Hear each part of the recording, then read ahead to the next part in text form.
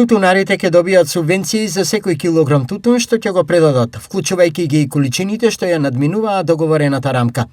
Председателот на Сојузот на тутунски издруженија Кири Ристиски истакна дека не постојат промени во начинот на субвенционирање, со што се отфрлени стравовите дека тутунарите ќе останат без подршка за дополнителната предадена количина. Нашо беше нагласено за обележување на електронски обележување на површините. Тоа е за да се обележа површините, за може да ги пријава за субвенции за површина и за зелена нафта. А останува истото, значи нема никакви измени и субвенцијата за не договорено, него по предадено кило. Така да тутунарите да не се секира, ќе му биде во целост исплатено.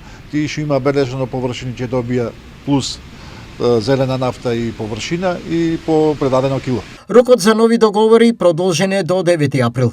Кај сите откупувачи се забележени зголемување на бројот на кооперанти и на обработливите површини.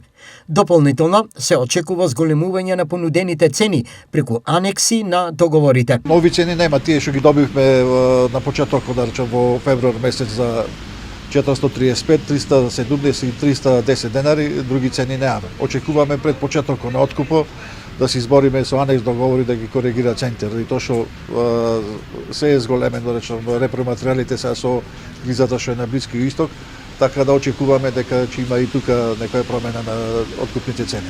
Субвенциите за оваа реколта се очекува да бидат исплатени до крајот на април.